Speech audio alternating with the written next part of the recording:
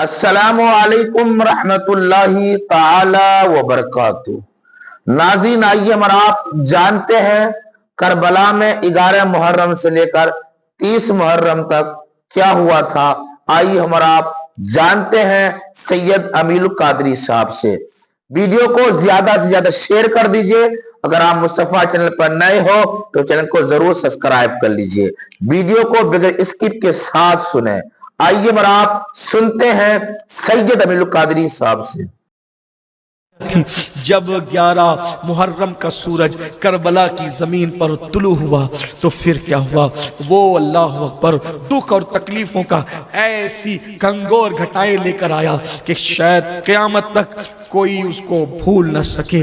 اللہ اکبر، خیمے تو جل چکے تھے، دوپٹے تو چھینے جا چکے تھے، جلے ہوئے خیمے کی تنابیں سیدہ زینب اپنے سر کو چھپا رہی تھی۔ اس جلے ہوئے خیموں کی تنابوں سے سیدہ زینب اپنا سر چھپا رہے، شہربانو اپنا سر چھپا رہی تھی۔ اللہ اکبر، یہ حالات تھے۔ جب دن نکلا تو عمر سعد نے اور عمر بن سعد نے اور شمر نے جو ہے وہ اپنے لاشوں کو، جو اس کے ماننے والوں کی لاشیں تھی، اس کی فوج کی اکٹھا کیا اور ان پہ جنازہ پڑھی، ان جہنمیوں پہ جنازہ پڑھی، اور اس کے بعد پھر ان کو دفن کیا اور اہل البیت کے ان شہزادوں کی جنتی جوان کا لاشا ایسے ہی کٹا پیٹا پڑے رہنے دیا اور ان کے سروں کو نیزے پر اٹھایا۔ اور اس کے بعد پھر اللہ اکبر حالت یہ کی، امام زین العابدین جس میں اٹھنے کی طاقت نہیں تھی، اللہ اکبر، لوہے کا توق جس میں نوکیں نکلی ہوئی تھی امام زین العابدین کے گلے میں ڈالا، ہاتھوں میں ہتھکڑیاں، پیروں میں بیڑیاں ڈالی، اور پھر بیویوں کے ہاتھوں کو باندھ دیا گیا اور اونٹوں کی ننگی پیٹھ پر نبی کی شہزادیوں کو بٹھایا۔ سیدہ زینب نے کہا، ظالماؤ، میرے نانا نے تو حاتم تائی کی بیٹی کو ننگے سر دیکھ کر اپنی چادر اس کے سر پہ ڈالی تھی، ایک کافر کی بیٹی کے سر کو میرے آقا نے برہنہ دیکھنا پسند نہیں کیا اور اپنی چادر اس کے سر پہ ڈالی۔ تم نہ کلمہ پڑھ کے نبی کی بیٹیوں کو تم نے چادر چھین لی، اب اونٹوں کی ننگی پیٹھ پہ بٹھاتے ہو، اور اس کی نکیل، اونٹوں کی نکیل امام زین العابدین کے ہاتھ میں دی جاتی ہے، ہاتھوں میں ہتھکڑیاں، پیروں میں بیڑیاں، چلنے کی طاقت نہیں، گلے میں توق ہے۔ جب چلنے سے رکنا چاہتے ہیں تو تڑپا دیا جاتا ہے، بے چین کر دیا جاتا ہے، بے قرار کر دیا جاتا ہے۔ جب کٹے ہوئے سروں کو نیزے پہ دیکھا سب تڑپ گئے، بلبلا اٹھے، اور جب یہ قافلہ اہل بیت نبوت کا ان کٹی پٹی لاشوں کی طرف آیا تو سیدہ زینب نے مدینے کی طرف رک کر کے کہا، واہ محمدہ، واہ محمدہ، واہ محمدہ، یا رسول اللہ، آپ پر فرشتوں کا درود ہو، آپ پر اللہ کا درود ہو۔ آقا آئے دیکھیں میدان کربلا میں آپ کا حسین جس کے لیے آپ سجدے طویل کرتے تھے، آج اس کی لاشیں کٹی پٹی پڑی ہے، بے گورو کفن ہے، نہ کفن ہے نہ دفن ہے، یا رسول اللہ نظر فرمائیں۔ سیدہ زینب ایسا روئی، ایسا تڑپی کہ دوست و دشمن سب کی چیخیں نکل گئی۔ اس کے بعد اللہ اکبر، اونٹوں کی ننگی پیٹھ پر امام زین العابدین کے ہاتھ میں نکیل ہے، بیویاں اونٹوں کی ننگی پیٹھ پر ہے، اور یہ قافلہ کوفے کی طرف روانہ ہوتا ہے۔ سروں کو آپس میں بانٹ لیا گیا ہے۔ جب کوفے کے قریب پہنچے تو کوفے کے قریب پہنچنے کے بعد ایک جنگل میں اس قافلے کو روک لیا کہ ابھی رات کا ٹائم ہے، رات میں جائیں گے تو کوئی دیکھ نہیں پائے گا۔ انہوں نے کوفے کو سجایا، شادیاں خوشی کے بجائے ڈھول تاشے بجائے، اور کوفے کو آراستہ کیا، جشن کا سما تھا، کوفے میں اعلان ہو رہا تھا، کوفہ والو، جو لٹیرے تھے، ڈاکو تھے، حکومت کے باغی تھے، ان کو ہم نے قتل کر دیا، ان کے سر کاٹ کے لا رہے ہیں، ان کا تماشا دیکھنے تو آؤ۔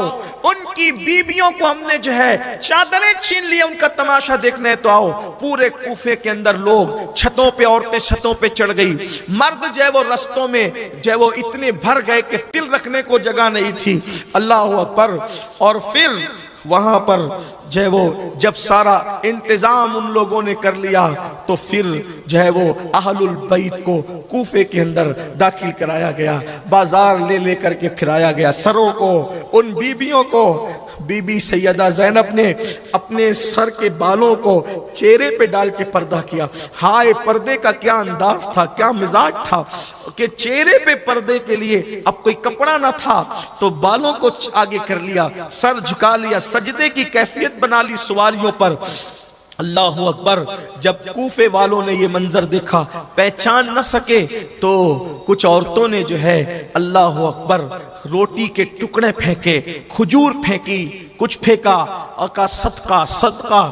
تب سیدہ زینب نے تڑپ کر کہا اللہ اکبر کہ ہم صدقہ کھانے والے لوگ نہیں ہیں، ہم آل محمد ہے، آل رسول ہے، اہل بیت ہیں، ہم پہ صدقہ حلال نہیں ہے، یہ اپنا صدقہ واپس لو. اللہ اکبر. یہ اس طرح کی بات ہوئی. ایک خاتون تھی وہ اہل بیت کی چاہنے والی تھی. اللہ اللہ. تو اس نے چونکہ چھت پر تھی اور اونٹوں پر یہ شہزادیاں تھی، ایک خاتون نے کہا اے بچی میں تجھے پانی دوں گی، تو پانی کے لیے تڑپ رہی ہے، میں تجھے پانی دوں گی، لیکن میری کچھ مرادیں ہیں تو دعا کر کے میری مراد پوری ہو جائے. سیدہ زینب نے کہا پانی لینا نہیں لینا زینب سکینہ اپنی مرضی ہے، لیکن چونکہ اس نے مراد ڈالی اپنے پاس، اس سے پوچھ اس کی مراد کیا ہے، پہلے مراد پوری کر دو سکینہ، پہلے سکینہ مراد پوری کر دو اس کی. تو اس وقت اس خاتون نے کہا اے بچی دعا کر، کیونکہ قیدیوں کی دعا اللہ قبول کرتا ہے، دعا کر کہ میرے بچے تیری طرح کبھی یتیم نہ ہو، کبھی بے آسرا اور بے سہارا نہ ہو. اور دوسری میری تمنا یہ ہے کہ ایک مرتبہ میری آقا زادی سیدہ زینب کا مجھے دیدار ہو جائے، اور ایک مرتبہ میرے آقا زادے سیدنا امام حسین کی مجھے زیارت نصیب ہو جائے، بس اتنی دعا کر دے میری مراد پوری ہو جائے. تو سیدہ زینب نے چہرے سے اپنے بالوں کو ہٹایا اور فرمایا اے مراد مانگنے والی، جس کو تو آج قیدی دیکھ رہی ہے وہی زینب بنت فاطمہ ہے، اور جو سر نیزے پہ دیکھ رہی ہے وہی حسین ابن علی ہے. اللہ اکبر. اس کی چیخ نکلی اور وہ بے ہوش ہو کے زمین پہ گر گئی. المختصر وہ قافلہ پھرا پھرا کر کے آخرکار کوفہ کے دارالامارت میں گورنر ہاؤس میں لایا گیا. اللہ اکبر. سیدہ زینب پاک پرانے کپڑوں میں ملبوس ہیں، حیرت سے جو ہے وہ بیویوں کا چہرہ تکتی ہے، بیویاں حیرت سے ان کا چہرہ تکتی ہے. ابن زیاد بدنہاد بانی فساد، اس نے امام کے سر کو تشت میں رکھا اور چھڑی سے مارنے لگا، گستاخی کرنے لگا. صحابی رسول حضرت سیدنا زید بن ارقم موجود تھے. زید ابن ارقم نے کہا ابن زیاد و ابن مرجانہ، میں نے انہی لبوں کو رسول اللہ کو چوستے دیکھا تھا، چومتے دیکھا تھا، تو بے ادبی کر رہا ہے، توہین کر رہا ہے. ابن زیاد نے کہا او بڈھے، اگر تو بوڑھا ہو کر سٹ نہ گیا ہوتا تو میں تجھے قتل کر دیتا. فرمایا تجھے میرے بڑھاپے کا خیال ہے اور رسول اللہ کی نسبت کا تجھے کوئی خیال نہیں. غصے سے اٹھے فرمایا او کوفہ والے بدبختوں، تم نے ابن مرجانہ کو اپنا امیر بنایا، رسول اللہ کے شہزادوں کو اس نے قتل کیا، شہید کیا. یاد رکھو یہ تمہارے شریفوں کو قتل کرے گا، تمہارے ذلیلوں کو غلام بنائے گا. آج کے بعد تم غلام بن گئے. اس کے بعد سیدہ زینب پاک کی طرف وہ مخاطب ہوا اور مخاطب ہونے کے بعد کہا اللہ کا شکر ہے کہ اللہ نے جو ہے وہ یزید کو امیر المومنین کو عزت دی، کامیابی دی، اور معاذ اللہ ثم معاذ اللہ قذاب ابن قذاب حسین ابن علی کو اللہ نے شکست دی. سیدہ زینب تڑپ گئی، فرمایا تو قذاب، تیرا باپ قذاب. حسین ابن علی کو اللہ نے ان کے مقدر میں شہادت لکھی تھی، سو وہ شہید ہو گئے. اور اس کے بعد امام زین العابدین کی طرف مخاطب ہو گئے، کہا یہ کون ہے؟ تو کہا یہ حسین کا بیٹا ہے، اس کو نہیں قتل کیا، اس کو بھی قتل کرو. اللہ اکبر. سیدہ زینب لپٹ گئی، اگر اس کو قتل کرے گا تو پھر مجھے بھی قتل کر. اس طرح سے پھر سیدہ زینب پاک نے کوفہ کے دارالامارت کے اندر ایسا زبردست خطبہ دیا کہ کوفہ کے لوگ لرز گئے اور خوب روئے. جب پتا چلا کہ کیا سلوک کیا گیا، سیدہ زینب نے کہا کوفہ والو، میرے بھائی کو خط لکھ کے بلایا، تم نے موقع دیا, تم ابن زیاد کے کہنے میں آئے, یزید کے کہنے میں آئے, خدا تمہیں ہمیشہ روتا رکھے, رلاتا رکھے, تم ہمیشہ اسی طرح روتے رہو, اسی طرح تم سینے پیٹتے رہو. سیدہ زینب نے ان کے لیے بات فرمائی, اور تمہارا رونا خون حسین کا بدل نہیں ہو سکتا, تمہارا بلبلانا حسین کے خون کے دھبے جو تم پہ لگے ہیں وہ کبھی نہیں دھل سکتا ہے. اس کے بعد چند دن تک کے حضرت سیدنا امام زین العابدین اور ان لوگوں کو قید میں رکھا گیا. وہ بڑی لمبی داستان ہے, انشاءاللہ اللہ نے زندگی دی پھر کبھی عرض کریں گے. پھر یزید کا حکم آیا تو یزید کے حکم پر پھر یہ قافلہ کوفہ سے ایسے ہی جو ہے وہ دمشق کی طرف روانہ ہوا.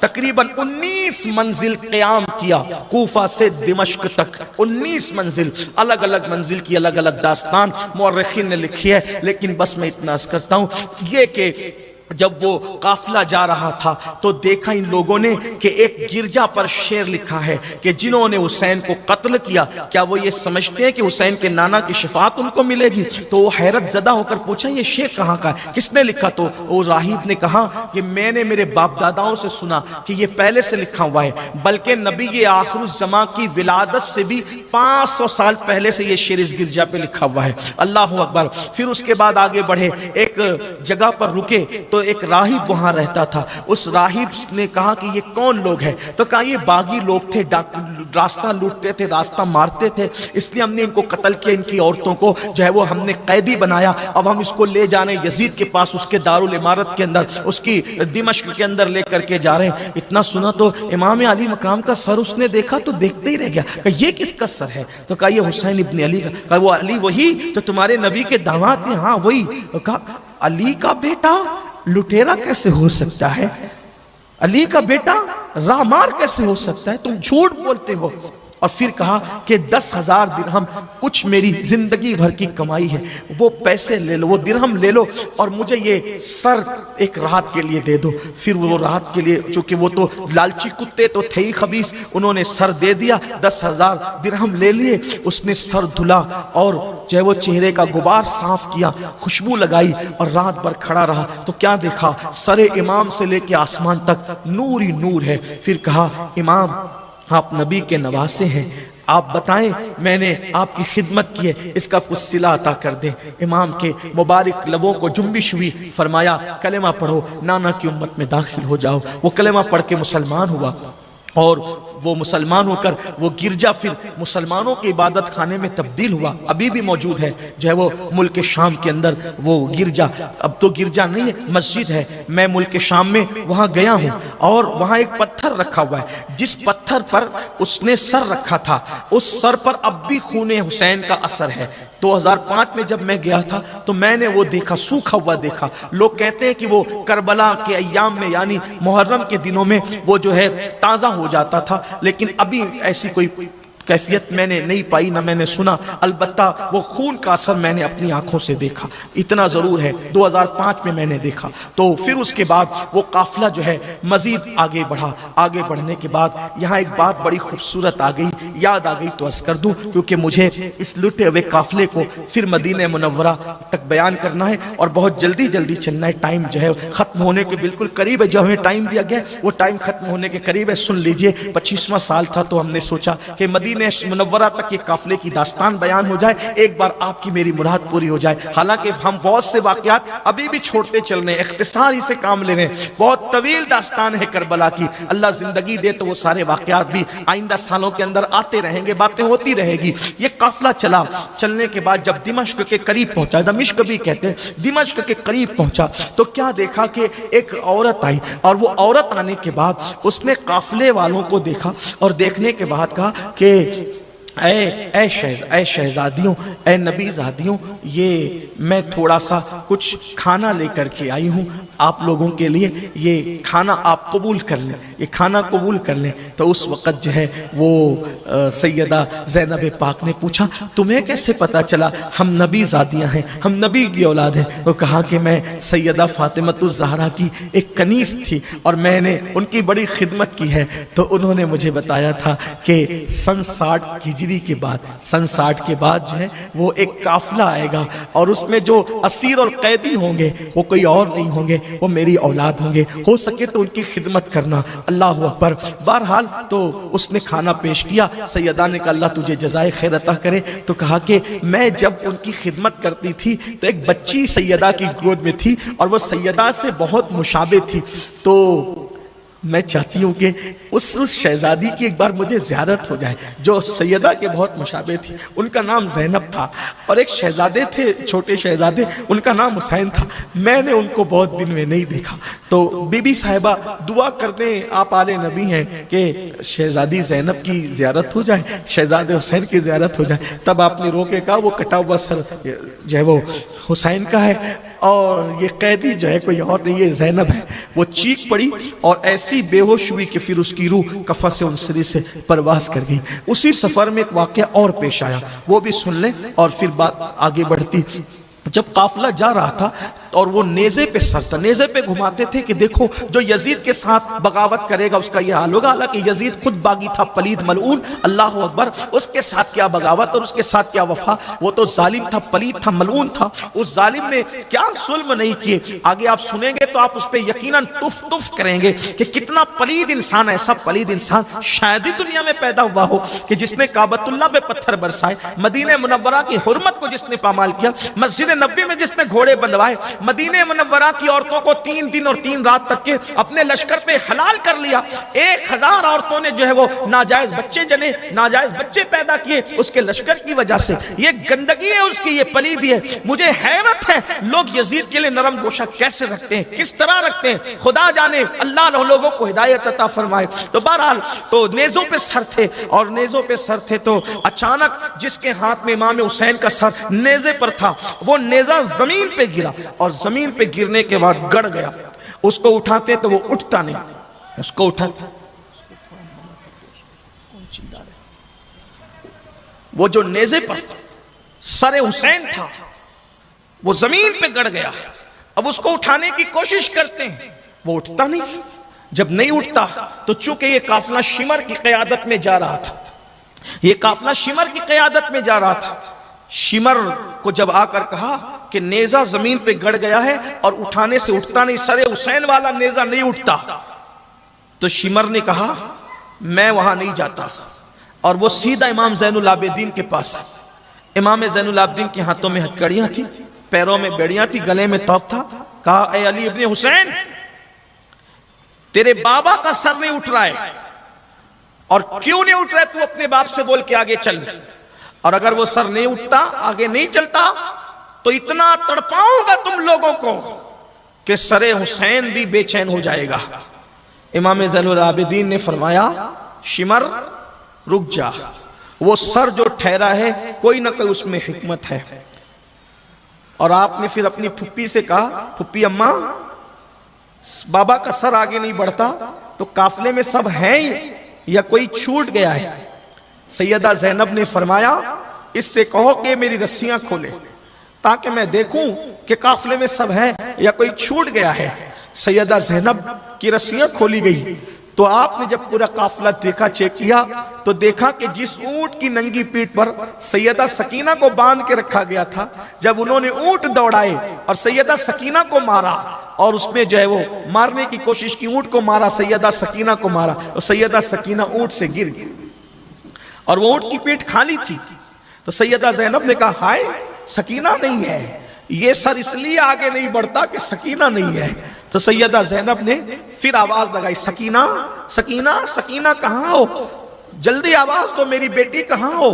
اسی طرح چلتے چلتے جنگل میں آواز لگائی تو کیا دیکھا، ایک پردہ نشین خاتون بیٹھی ہے اور اس کی گود میں سیدہ سکینہ ہے، اس پردہ نشین خاتون کی گود میں سیدہ، اور سیدہ کے وہ آنسو پوچھ رہی ہے، تسلی دے رہی ہے۔ تو اس وقت سیدہ زینب نے کہا بی بی اس لڑکی کو آپ اتنے پیار اور رحم کیوں کر رہی ہے، یہ تو گم ہو گئی تھی۔ تو اس وقت کہا کہ آخر حسین کی یتیم بیٹی پر کسی کو ترس نہیں آتا، تم کون ہو جو تمہیں ترس آتا ہے؟ تو اس وقت اس بی بی نے جب نقاب پلٹا فرمایا پہچانا نہیں زینب، میں تیری امی فاطمہ ہوں، میری بیٹی زین سکینہ جب زمین پہ گری اس کی حفاظت کے لیے میں آ گئی، اس کی حفاظت کے لیے میں آ گئی۔ سیدہ زینب پاک ماں کو دیکھ کے رو پڑی، तड़प गई, अम्मी तुम्हारे खानदान के साथ, तुम्हारे बेटों के साथ, बेटियों के साथ क्या हो रहा है। ये बात कही रही थी, पलक झपकी और ऐसा लगा कोई ख्वाब था। सैयदा सकीना को उठाया, साथ लिया, चलने की ताकत न थी सैयदा सकीना में। बिलाखिर जब ये काफिला दिमश्क पहुंचा, दिमश्क सजाया गया और एहतमाम किया गया, शादियां ने, ढोल ताशे बज रहे थे। मैं फिर कहता हूं कि कोई तफसीरा नहीं करना चाहता, लेकिन इतना जरूर कहता हूं कि सुनियो थोड़ा ख्याल करो, सुनियो थोड़ा ध्यान दो, मेरी कौम के जवानों गौर करो कि इन दिनों ढोल किन के घर बज रहे थे और आंसू किन के निकल रहे थे। इसलिए थोड़ा बिदात और खुराफात पर भी तवज्जो दो और इन बिदात और खुराफात से बचो। इमाम हुसैन के नाना को क्या मुंह दिखाओगे, इमाम अली मकाम के नाना को क्या मुंह दिखाओगे। इसलिए माए मुहर्रम में इबादत तो हमेशा करो, लेकिन बिलखुसूस माए मुहर्रम में इबादतें करो, एहतमाम करो दुरूद शरीफ का, तिलावत का, अपने घर में इस्लामी माहौल बनाओ, दीन के लिए कुर्बानियां दो, दीन पे मर मिटने का जज्बा खुद पैदा करो, अपने बच्चों में पैदा करो। आपकी अपनी तहरीक सुन्नी दावत इस्लामी शहर में काम कर रही है, इससे खुद जुड़ो, अपने बच्चों को जोड़ो, अपने घर की बच्चियों को जोड़ो और खुद दीन के मुहाफिज बनो, दीन के पहरेदार बनो। ये इमाम अली मकाम का पैगाम है, करबला का पैगाम है। तो अल्लाह अकबर, जब दिमश्क को सजा, ढोल ताशे बजाए जा रहे थे, यजीद फिरौन की तरह तख्त पे बैठ के शराब पी रहा था और अहले बैत नबूवत का वो लुटा पिटा काफिला जो है वो वहां आया। आने के बाद अल्लाह अकबर, हाथों में हथकड़ियां, पैरों में बेड़ियां, सब सर झुका करके खड़े थे। तो यजीद ने कहा ये ऐसे सर झुका कर क्यों खड़े। तो उस वक्त सैयदा ज़ैनब ने कहा हमें सकीना के साथ बांध दिया गया है, अगर हम उठ करके खड़े हों तो सकीना के गले को फंदा लगता है, फांसी लगती है, सकीना को बचाने के लिए हमें सर झुकाना पड़ता है। अल्लाह अकबर। फिर उसने भी इमाम अली मकाम के सर को तश्त में रखा और कहा हुसैन तुम जैसा खूबसूरत मैंने नहीं देखा, तुम्हारे दांत कितने खूबसूरत है। छड़ी लगा रहा था हजरत अब्दुल्ला इब्ने अफीफ और बाज लोगों ने दूसरे सहाबा का नाम लिखा है कि वहां मौजूद थे और उसको भी कहा जालिम, रसूलुल्लाह इसी को चूमते थे, चूसते थे, तो ये कर रहा है। वहां पर रोम का एक सफीर था, उसने कहा ये कौन है, तो कहा ये हुसैन इब्ने अली का, वो तुम्हारे नबी का नवासा। हैरत है यजीद, तुमने इन्हें शहीद कर दिया। वल्लाह हमारे यहाँ तो जो है वो हजरत ईसा अलैहिस्सलाम के एक गधे का सुम है, हम उसकी इतनी इज्जत करते हैं कि हज की तरह जाते हैं, उसका एहतराम करते हैं, ताजीम करते हैं। अल्लाह अकबर। एक शख्स बैठा था, उसने कहा दाऊद अलैहिस्सलाम की औलाद में मैं 70वीं पुश्त में हूं, अभी भी यहूदी मेरा इतना एहतराम करते हैं, ताजीम करते हैं कि मेरे सामने बैठते नहीं, और तुमने नबी के सगे नवासे को तुमने शहीद कर दिया। इस तरह से यजीद की बड़ी फजीती, बड़ी उसकी फजीती की गई, उसको फजीहत किया गया। और उसके बाद फिर यजीद ने जो है देखा और देखने के बाद अहले बैत के काफिले को उसने कैद में डाल दिया। कितने दिन कैद में रहे इस पर कोई जय वो मोतबर बात तो मुझे नहीं मिल सकी, लेकिन बहरहाल कैद में रखा। जब अहलुल बैत को उसने कैद में रखा तो वहां हाल ये था कि शाम को परिंदे जो है जब उड़ उड़ करके घर जाते तो सैयदा सकीना कहती फूफी अम्मी ये परिंदे कहाँ जा रहे हैं, तो सैयदा ज़ैनब कहती बेटी ये घर जा रहे हैं। कहा फूफी अम्मी परिंदे घर जा रहे हैं, हम कब घर जाएंगे फूफी अम्मी, हम कब लौटेंगे, बाबा कब आएंगे, चचा अब्बास कब आएंगे, हमें कब ले जाएंगे। ये बातें करती एक शख्स कैद खाने की दीवार के करीब से गुजर रहा था।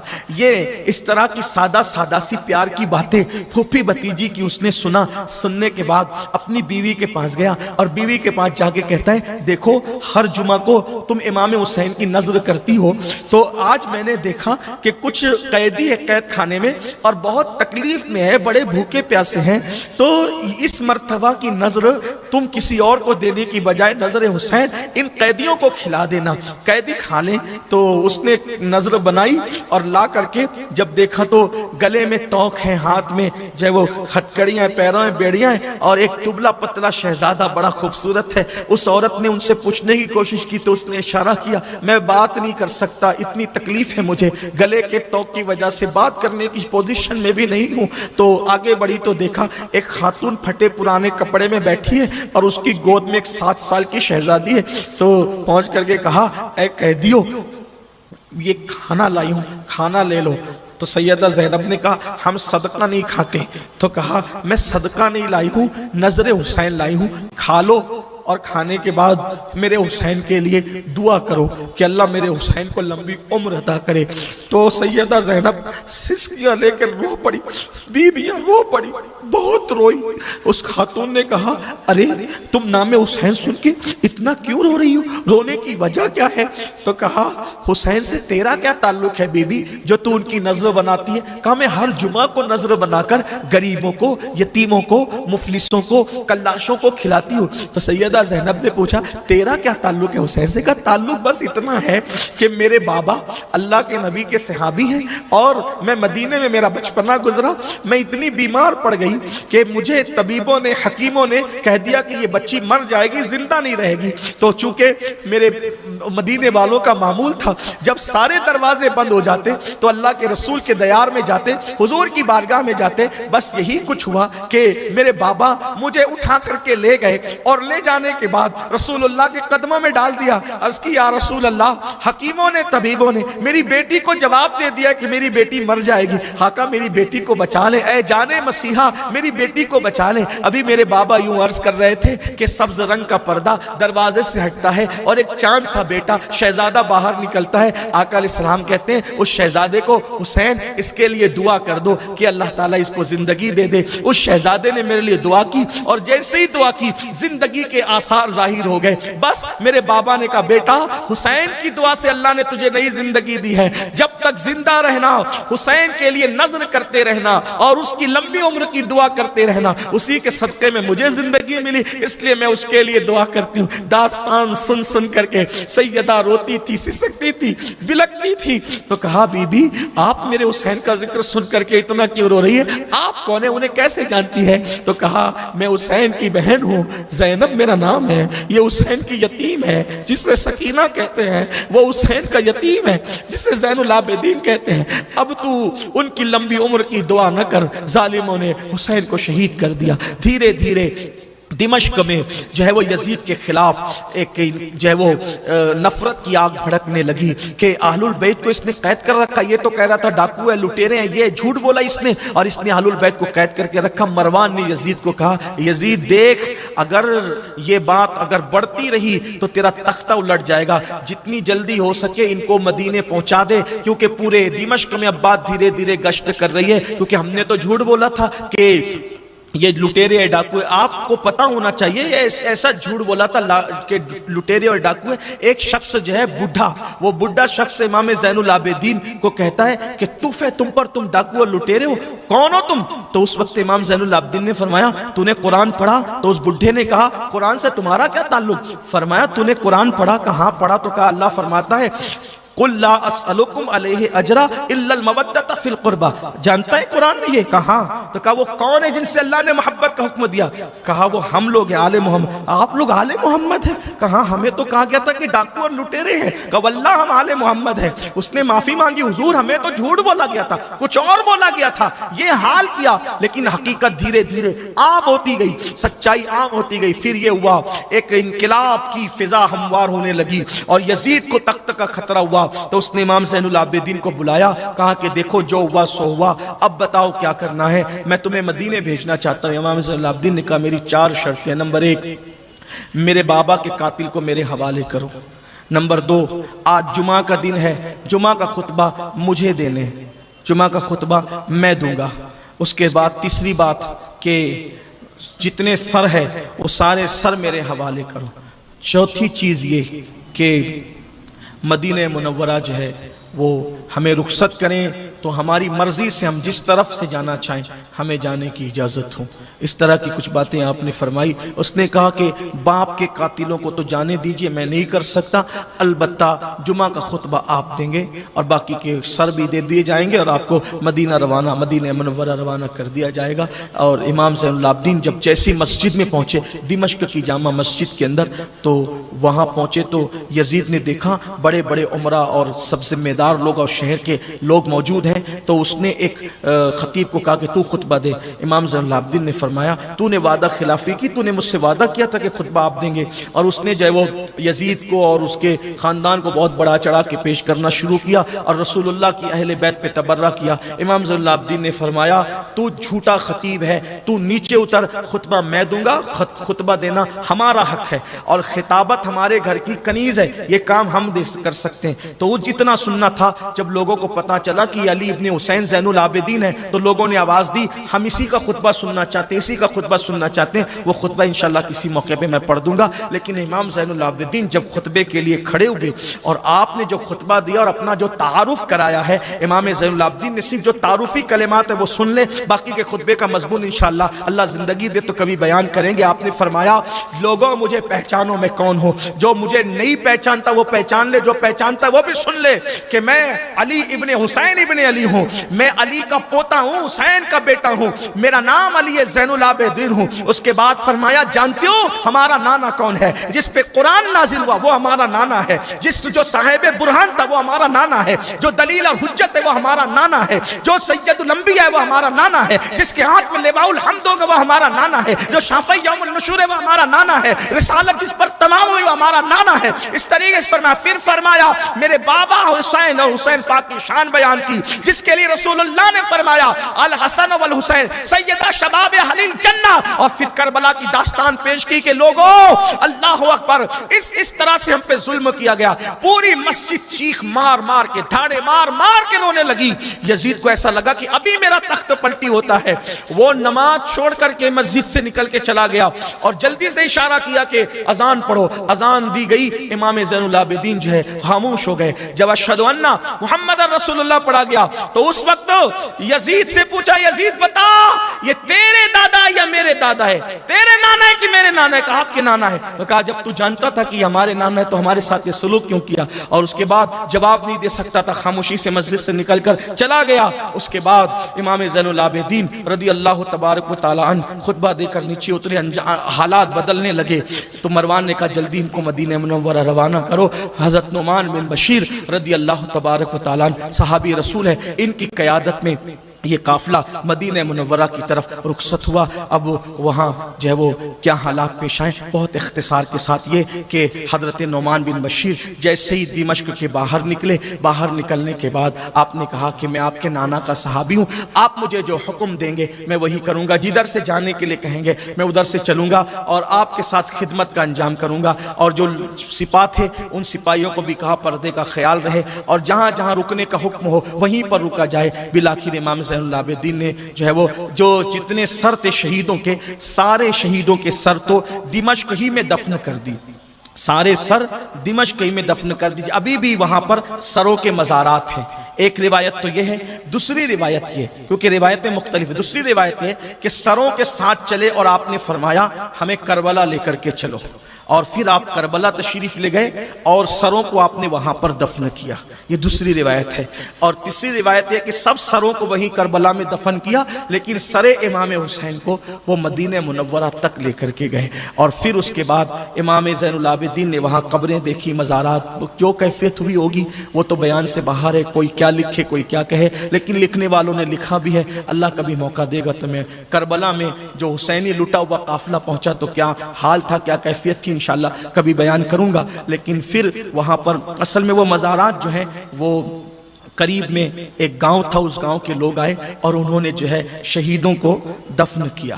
اور شہیدوں کو دفن کیا تو اکثر لاشیں پہچان ہی میں نہیں آ رہی تھی, تو سارے شہیدوں کو ایک ساتھ دفن کر دیا.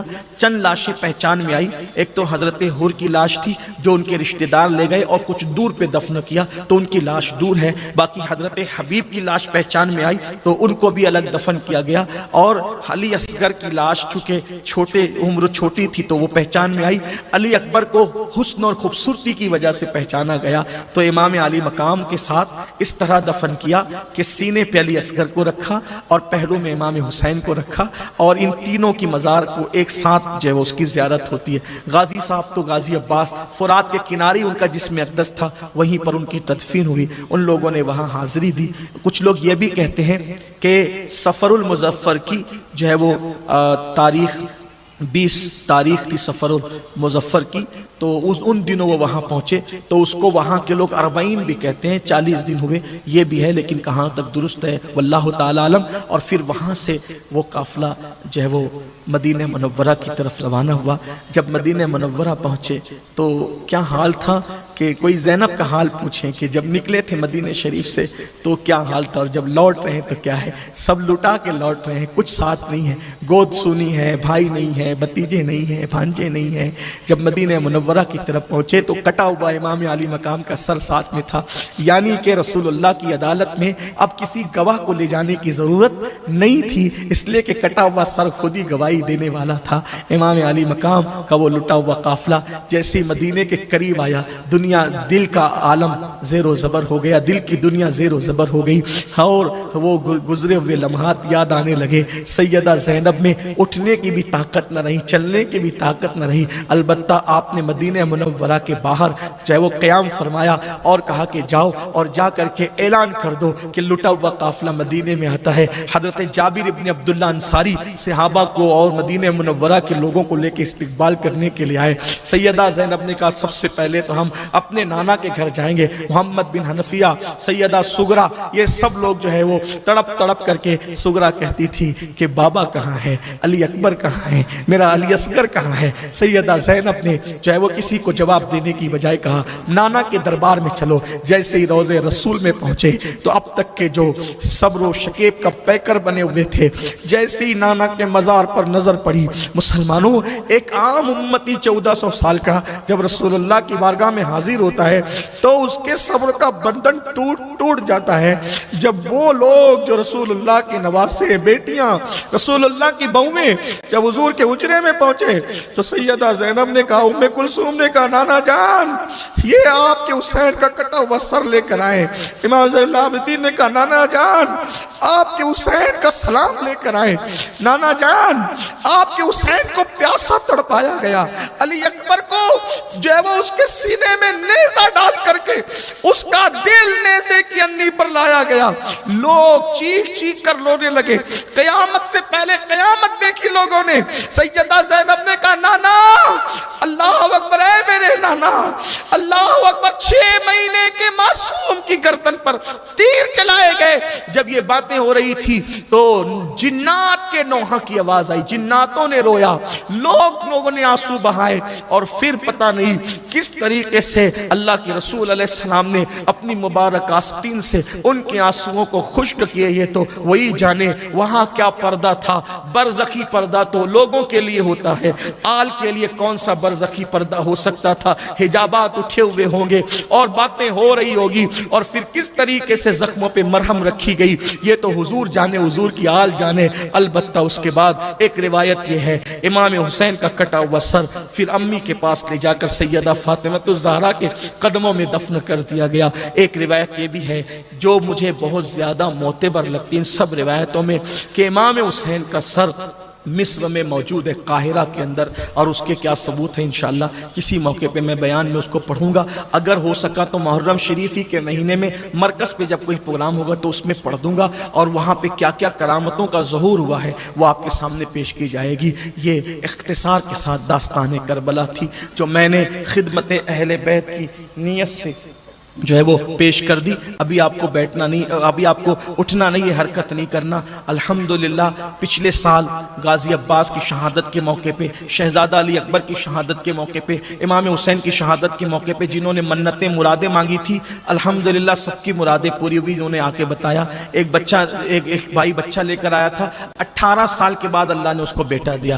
غازی عباس کی کرامت ہے، اس محفل کی قبولیت کی یہ دلیل ہے کہ جو لوگ مرادیں مانگتے ہیں اللہ تعالیٰ ان کی مرادیں پوری کرتا ہے۔ آئیے لانا چاہتے ہیں چلیں، اگر کچھ لوگ لائے تو لے آئیں، بچے لے کر آ جائیں، بچے جو لے آئیں تو جلدی جلدی لا دیں، پھر میں دعا کر لوں کیونکہ آج خاص دعا کا دن ہے۔ میں چاہتا ہوں کہ جلدی سے دعا ہو جائے، اس کے بعد پھر جو بچے لے آئے ہیں جلدی سے لا کر کے پیش کر دے۔ دعا کرے ان کے لیے اللہ ان سب بچوں کو لمبی عمر عطا فرمائے، صحت و سلامتی کے ساتھ دراز عمر بالخیر عطا فرمائے۔